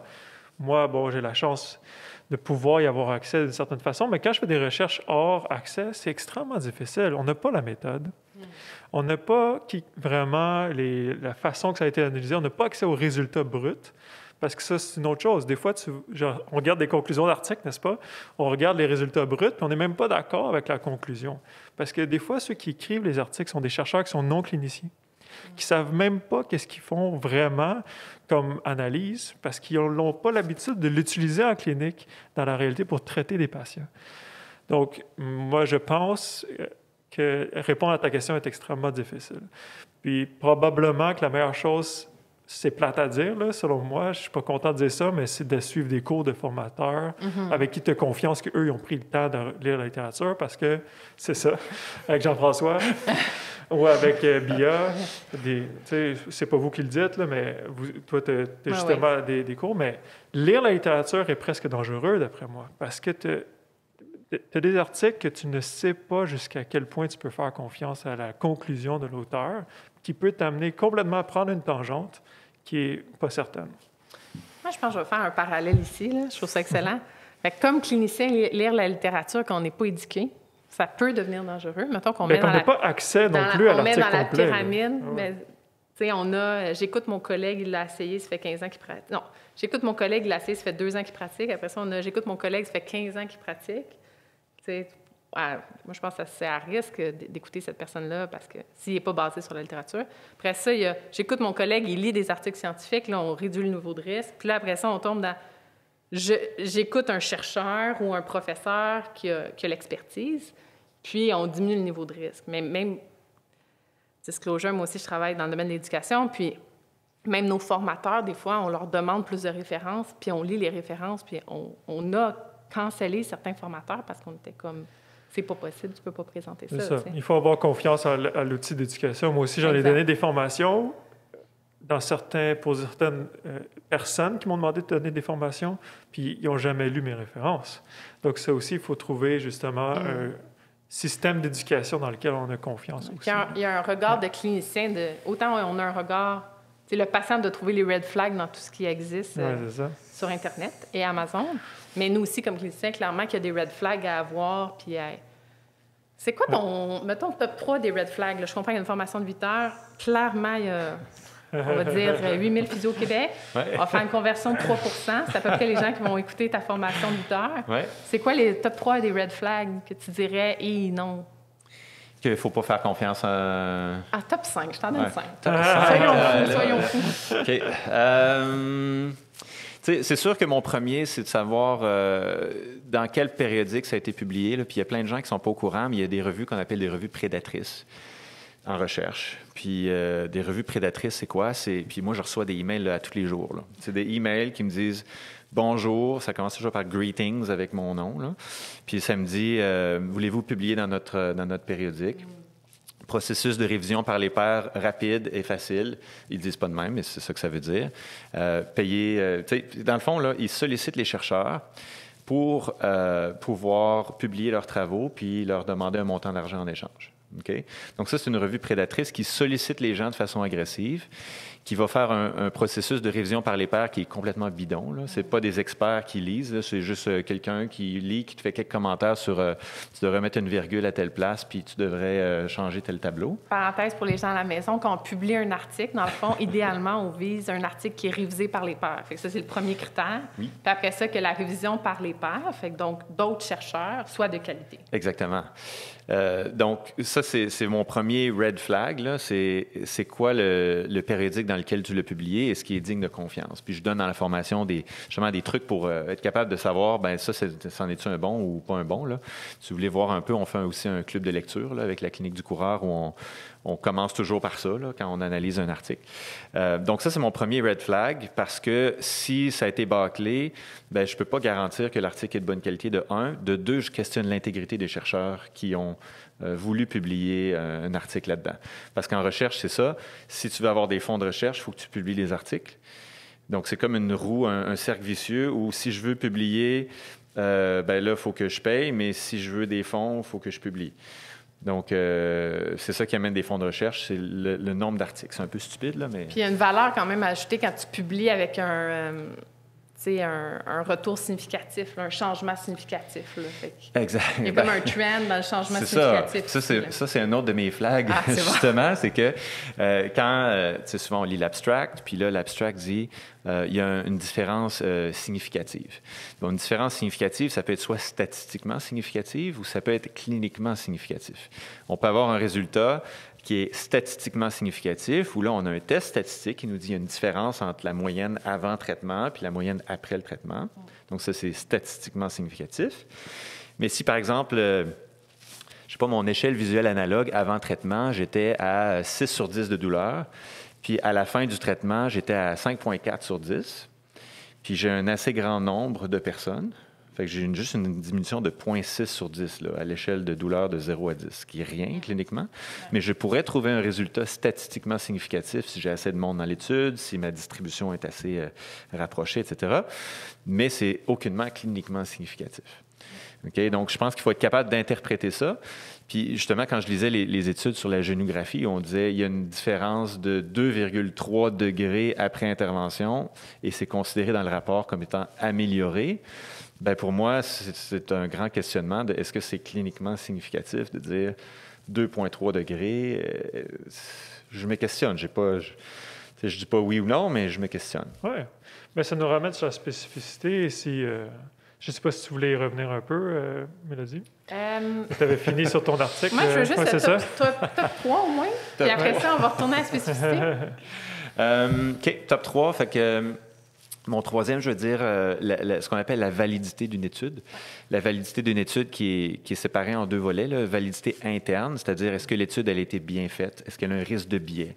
C'est dans un exemple, comme on parlait tout à l'heure des études, un essai clinique randomisé. Est-ce que l'évaluateur est au courant de l'attribution des groupes? Parce que l'évaluateur, tu sais, j'ai déjà été évaluateur dans une étude à l'aveugle, là. Puis, tu sais, tu demandes à la personne des questions sur ses symptômes, tu la mesures, est-ce qu'elle a gagné en amplitude, etc.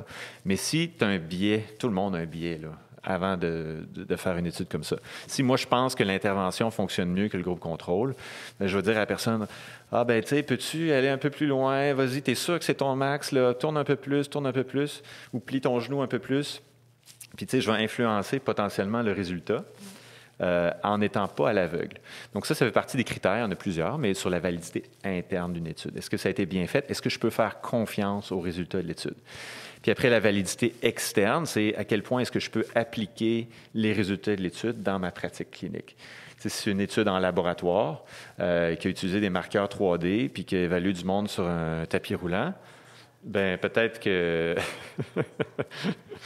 peut-être qu'à ce moment-là, c'est pas quelque chose que je peux utiliser dans ma pratique clinique parce que je peux pas mesurer ces choses-là, parce que le contexte est différent, etc., etc. Fait que, tu sais, pour moi, c'est mes trois gros points. Là, le périodique, est-ce que je peux lui faire confiance? Deuxièmement, est-ce que les résultats font une différence entre statistiquement significatif et cliniquement significatif? Et troisièmement, la validité interne et externe de l'étude. Est-ce que je peux faire confiance et est-ce que je peux appliquer ça dans ma pratique? Tout ça, tu peux rarement le savoir en regardant juste l'abstract. Jamais. Ouais. Jamais. Il y a vraiment un enjeu, puis je pense que c'est une belle critique que tu fais. Puis moi, à la base, là, tout mon respect de venir ici aujourd'hui, parce que moi, jamais j'aurais eu de présenter mes recherches que j'ai lues à un chercheur. C'est vraiment, ça demande vraiment de la confiance. Puis pour moi, c'est vraiment extraordinaire toute la confiance que tu as. Fait que, d'un, toutes mes félicitations. Mais au-delà de ça, je pense que c'est une bonne critique. Peut-être que, tu sais, dans le milieu de la recherche, j'ai l'impression, puis c'est pas Jean-François, là, c'est vraiment juste en général, le transfert entre la recherche et le clinicien, il y a tellement des barrières vraiment importantes que même un clinicien qui a à cœur d'être evidence-based, le service, c'est difficile. Moi, honnêtement, c'est la critique que j'ai en général sur la recherche qui est faite en biomécanique de toute façon.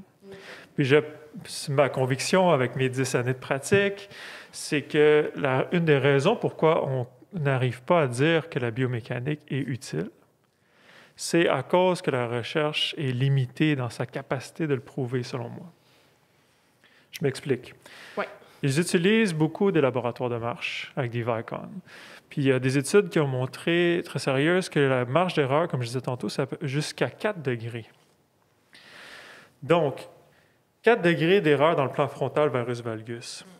Puis, il y a des études qui ont montré que si tu te trompes dans ta calibration, quand tu as identifié le repère anatomique, tu peux avoir des différences jusqu'à 20 degrés. Donc, un patient qui, on va dire varus, peut être valgus. Donc, de conclure quelque chose à partir de là, c'est extrêmement difficile. Puis, je pense que c'est une des raisons pourquoi il y a tellement d'études qui sont conflictuelles. Il y en a qui vont trouver que c'est significatif, d'autres vont trouver que ça ne l'est pas, parce que ça va dépendre comment ils ont calculé, comment ils ont calibré. C'est des méthodes qui sont... L'outil qu'on utilise pour faire ces recherches-là est une grande limite, selon moi. Le gold standard, dans le fond. C'est ça. OK. Puis après, quand on fait l'analyse visuelle, bien, il y a plein de faux positifs, il y a plein d'illusions, etc.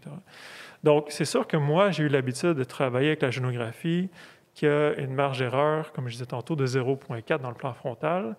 Donc, on est complètement ailleurs dans notre degré de précision puis dans la fiabilité des résultats. Est-ce que tu es en train de dire que la génographie abat le gold standard?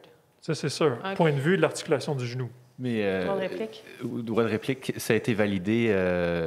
C'est quoi la mesure de référence pour dire 0,4? C'est la fluoroscopie. OK. Ouais, c'est ça.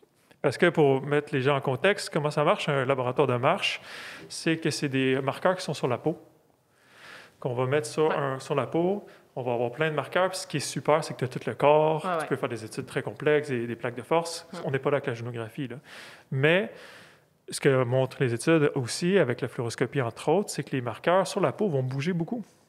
Tu bouges le genou, la peau bouge. Et donc, en partant, tes skin markers, c'est un gros frein.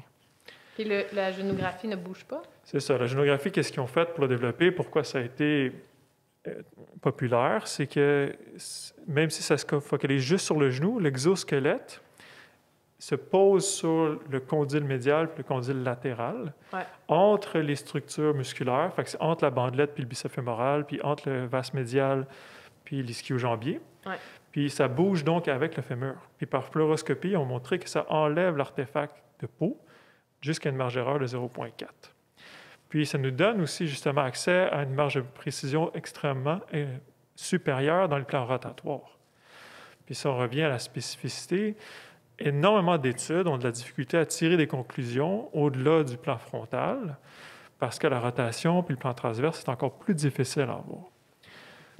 Mais certaines études montrent que si on prend, par exemple, les blessures du croisé, c'est le plan transverse qui est celui qui est vraiment à rétablir après une blessure croisée. Le tiroir antérieur, le pivot. Puis c'est justement dans ce domaine-là qu'aller chercher de la spécificité va pouvoir permettre aux patients d'avoir un sentiment de moins d'instabilité, mais aussi prévenir l'arthrose secondaire qu'on sait qui est extrêmement à risque. On a encore une prévention d'arthrose ici, là. J'ai un petit peu de misère avec ça quand même. Mais... Parce que dans le fond, je ne sais pas combien de temps il nous reste encore, là. Je ne vais pas trop pousser sur des trucs trop spécifiques, mais le processus d'arthrose, en fait, est enclenché dès qu'il y a une rupture de croisée. Hein? Le fait d'avoir une chirurgie ou non de réparation n'a aucune influence. Le fait de réentraîner des mouvements, je ne pense pas qu'il y ait rien dans la littérature qui nous dit qu'on ralentit la prévention, qu'on ralentit la progression d'arthrose ou qu'on prévient l'arthrose. L'arthrose, le processus démarre dès qu'il y a la rupture ligamentaire. Exact. Donc, parce que j'ai juste entendu prévention d'arthrose, puis je me dis, pour moi, ça ne marche pas, là, mais... Un facteur de risque modifiable. Facteur de risque, je ne sais pas. Modifiable, oui. Mais oui, ils ont bien documenté. Certaines études, certains auteurs ont documenté que ceux qui évoluent vers une arthrose plus rapide et plus sévère ont des facteurs mécaniques identifiables qui permettent de savoir lesquels vont évoluer ou pas. À partir de là, si on les modifie, est-ce qu'on peut le prévenir? C'est sûr qu'on n'est pas là. Dernier droit de réplique, puis après, je vais wrap. Fait que, il reste un droit de réplique à Jean-François. Il faudrait que je vérifie. Là, il y a un dernier consensus qui s'appelle Optini, là, qui a été publié dans le BJSM sur tous ces trucs-là. Je n'ai pas encore eu le temps de le lire, il vient juste de paraître, là, mais j'ai quand même un petit doute là, sur le volet préventif d'arthrose secondaire. Mais, ouais. Je vais essayer de résumer. Oui, non, puis, mais... Ça se veut, comme je dis encore là, ça se veut très généraliste. Est-ce que moi, j'ai un dernier droit de réplique aussi? Vous avez le droit à un droit de réplique à la fin. Mais si je résume, moi, de ce que je conclus, c'est qu'il y a une critique envers la littérature que la littérature ne peut pas prouver si ça fonctionne ou pas. Mais la littérature ne peut pas supporter, de ce que je comprends, la génographie non plus à 100% pour le concept du placebo à la base. Fait que, je pense qu'il y a ça que j'entends. J'entends, par exemple, que c'est pas pour ou contre la génographie. La génographie, au même titre que, on va dire, entre guillemets, la thérapie manuelle, l'électrothérapie, puis tout ça, il y aurait possibilité d'améliorer le patient. On a un rôle d'éduquer. Ça, je pense que c'est clair. Fait que moi, dans ma tête, je le mets dans les adjuvants. Là, quand je parle d'adjuvants, je parle thérapie manuelle, aiguille, toutes ces techniques plus physiques qu'on utilise au-delà de l'éducation et de la prescription d'exercice. Puis, l'autre chose que j'entends, c'est que là, je n'ai pas lu les études, donc ce que tu me dis, c'est qu'au niveau de l'évaluation du patron de marche, la génographie pourrait être peut-être un bel outil de recherche à prouver, parce qu'on ne sait pas encore. Je ne suis pas prête à dire que ça bat les gold standards encore. Ça pourrait être intéressant en recherche, et peut-être dans le futur, on pourrait dire que ça l'aide à certaines choses, mais moi, le biais que je trouve qui est vraiment dangereux, c'est que de plus en plus, les meilleures pratiques sont de s'éloigner justement de l'imagerie, puis aller vraiment plus vers l'éducation, quelque chose de plus généraliste pour des enjeux d'accessibilité. Tandis que là, c'est comme si, pour moi, personnellement, j'ai l'impression qu'on fait un pas en arrière, là, d'aller retourner vers un désir de spécificité. Droit de réplique? Oui, c'est ça. Écoute, je pense que je reste encore sur mon désir de parler encore plus. Il me semble qu'on commence juste à effleurer le sujet pour moi. Je comprends. Mais si je résume, si vous voulez, ma vision des choses, c'est que ce que dit la clinique de coureur depuis toujours, je suis tellement d'accord avec ça, la maxime, c'est que le corps peut s'adapter au stress. Puis, dans la mesure... C'est quoi? Qu'est-ce que vous dites? Dans la mesure où le stress appliqué n'est pas plus grand que sa capacité d'adaptation. C'est ça. Plus précisément. Dans la mesure où le stress appliqué n'est pas plus grand que sa capacité d'adaptation. Puis moi, ce que je comprends quand je tire des leçons de la littérature puis de l'expérience qu'on a avec la génographie, c'est que chez certains patients, cette capacité d'adaptation-là est limitée par leur mécanique articulaire. Donc, si on prend l'arthrose en particulier, les études montrent qu'à partir de 3 degrés, les études d'ingénieurs, à partir de 3 degrés, tu as 100% des charges sur un seul compartiment. Puis ça équivaut, plus que tu vas dans l'augmentation de ce varus-là, plus que c'est l'équivalent que ton genou devient obèse, avec tellement de charges que ça devient mécaniquement extrême, l'impression dans le genou. C'est ce que les ingénieurs montrent. Pour moi, est-ce que c'est possible de vivre avec un varus de 8 degrés sans douleur? Tout à fait. Est-ce qu'on a besoin de changer tous les varus puis les valgus qu'on voit? Jamais de la vie. Est-ce que c'est possible de courir sans douleur avec une mauvaise mécanique? Je suis convaincu de ça. Mauvaise mécanique étant? Avec des mécaniques qui augmentent les stress articulaires. Mais est-ce que c'est possible que nos patients viennent nous voir, qu'on leur a donné l'éducation, puis c'est aussi d'autres études qui montrent ça, n'est-ce pas? Qu'il y a des patients qui ont eu l'éducation, la quantification de stress, puis qui ont quand même des douleurs, qui sont autant à risque d'avoir des douleurs, des syndromes fémopatellaires. La littérature le montre aussi. Donc, pour moi, c'est juste de ne pas être extrémiste, de dire je travaille juste avec une chose, puis je mets de côté les autres. Mais les patients qui arrivent, pour moi, avec une douleur qui est persistante, de plusieurs mois, plusieurs semaines, ça fait partie des facteurs de risque potentiels à évaluer. Particulièrement si c'est une pathologie qui va être persistante à la base, comme l'arthrose, une blessure ligamentaire, un ménisque qui a été blessé. Mécaniquement, il y a déjà un red flag dans l'articulation. Puis gérer les stress pour optimiser la fonction du genou, c'est pas... Je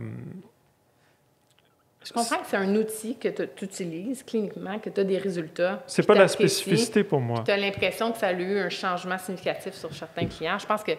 Non, pour moi, c'est plus que ça. C'est ce que la littérature montre, que dès que tu as de l'arthrose, ou que tu as un risque d'arthrose aussi, parce que tu n'as plus de ménisque, les stress mécaniques sont changés. Puis que ces facteurs-là, comme avoir un varus TROS, ça a prouvé que ça va faire progression de la dégénérescence de l'articulation. Puis ça, pour moi, c'est pas banal. Dernier droit de réplique. Après, moi, j'ai une question sur un autre sujet. Puis après, on va conclure sur le sujet. Bon, je suis pas contre la génographie, là. Pas l'impression que je vais donner non plus, mais je pense que c'est le... Tu sais, il y a toujours un aspect, je dirais pas méfiance, mais de challenge. Moi, j'aime bien challenger quand il y a aussi, tu sais, c'est un produit qui est vendu ou loué, mais qui vient d'une compagnie privée, puis il y a un objectif de profit derrière. Fait que pour moi, ça prend de la preuve solide pour pouvoir dire oui, il faut utiliser. Là. Fait que c'est un peu ça mon point. Il faut plus parler du concept de toute façon. C'est ça, exactement. Mais c'est sûr que si on me dit, par exemple, la génographie, c'est utile parce qu'on peut réduire le varus, puis le varus a été démontré qu'il y a un lien avec la progression d'arthrose. Par contre, on me dit la génographie, c'est beaucoup plus précis que les études avec marqueurs, mais pour justifier la génographie, on utilise des études qui ont utilisé des marqueurs. Comme les études de MOST, les études de la Osteoarthritis Initiative, les études de la revue systématique dont on parlait tantôt. C'est toutes des études qui ont utilisé les marqueurs 3D avec des erreurs de mesure. Puis là, on me dit qu'il y a un lien avec ça, donc il faut utiliser la génographie. Ça, d'un point de vue de validité interne, comme je disais tout à l'heure, là, ça me pose un petit problème. Là. Je ne dis pas que c'est inutile, mais pour moi, la justification n'est pas là. on n'est pas encore au stade où on dit oui, il faut utiliser la génographie. Je ne sais pas si ça a du sens ce que je dis, mais c'est très clair. Si ton point de référence, c'est un outil que tu dis, il n'est pas assez précis, donc mon système est meilleur, il faudrait, je pense qu'il faut peut-être solidifier l'argumentaire un peu. Là. On close sur le dossier génographie. On a parlé de spécificité, on a donné l'exemple de la génographie. On sait, après ça, les risques de certaines mesures spécifiques versus le non spécifique. On a parlé de Marco qui fait quand même des études un petit peu sur l'enjeu motivationnel par rapport à quelques études. Je pense que c'est quelque chose qu'on peut aussi garder en tête. Moi, personnellement, je vais donner ma touche personnelle dans tout ça. J'essaie vraiment d'être neutre. Je suis aussi du lab du CIRIS, là, fait qu'il y a un disclosure quand même. Mais, tu sais, l'enjeu de l'éducation, ça a été de plus en plus démontré, plus que des fois des techniques plus spécifiques en physio, plus que la thérapie manuelle, les aiguilles, tout ça. Fait que ça peut être quand même intéressant à aller voir. Puis après ça, il ne faut pas se mettre la tête dans le sable, là. La plupart des cliniciens mettent encore leurs mains sur leurs patients selon certaines évidences scientifiques plus ou moins claires, au même titre que la génographie, au même titre que les aiguilles que j'utilise. Donc, clairement, si on veut être evidence-based, 100%, c'est difficile, d'un. Puis de deux, ça ne marche pas toujours, on va se le dire, la vérité. Puis sinon, il y a d'autres possibilités. Dernièrement, les physios, on a un rôle d'ambassadeur. On est ici parce que Laurent Duvernay-Tardy a parlé de la génographie et de la physio. Pauvre lui, sais-tu qu'on est ici pour ça? Le pauvre lui, c'est pas de sa faute. Là. Oui, mais c'est ça. La question, c'est quoi le rôle de l'ambassadeur? Comment nous, on se situe comme ambassadeur? La physio, des fois, a mauvaise presse. Je suis 100% d'accord. Moi, je pense que des fois, elle a mauvaise presse parce qu'elle n'utilise pas les meilleures techniques non plus. Mais qu'est-ce que nous, on peut faire? Là? Regard neuf. Là. Qu'est-ce que nous, on peut faire comme physio, comme ambassadeur pour influencer notre patient, pour lui donner le plus de pouvoir éducationnel, puis donner une meilleure presse à la physio auprès des médecins quand même aussi? Un conseil, deux conseils? C'est une bonne question. Je pense qu'on a vraiment une expertise de pointe sur plein de trucs, mais au final, il reste que notre rôle, c'est d'aider les gens à avoir moins mal puis à aller mieux là, d'un point de vue fonctionnel.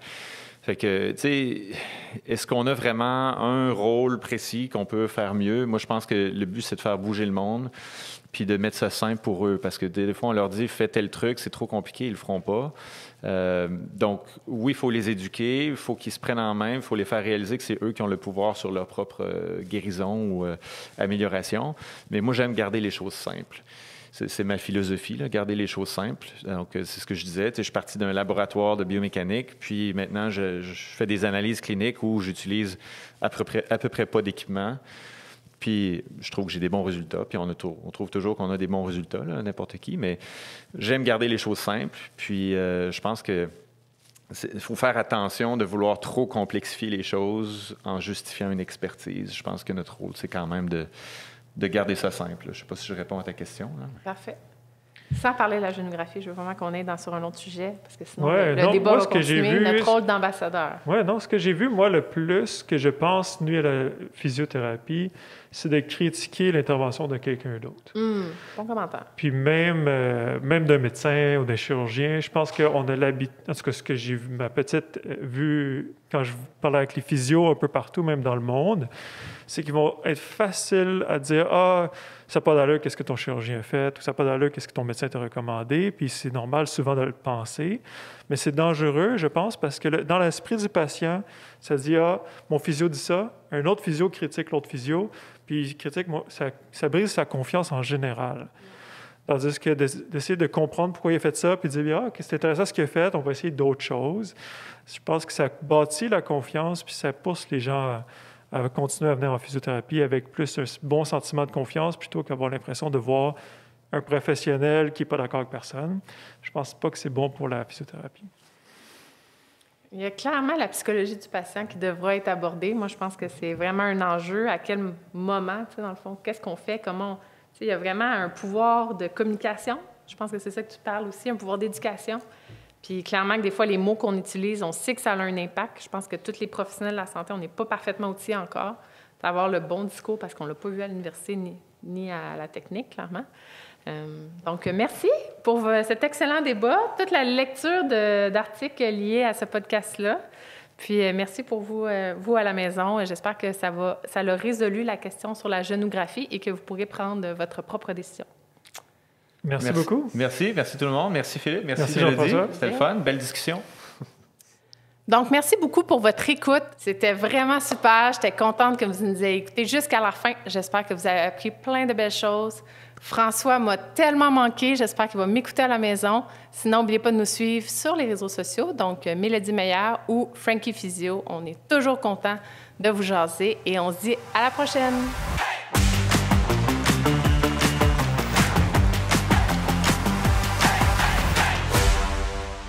Le pouls de la physio est une présentation de Medexsa, Physiotech, service d'électrothérapie et médical tronique.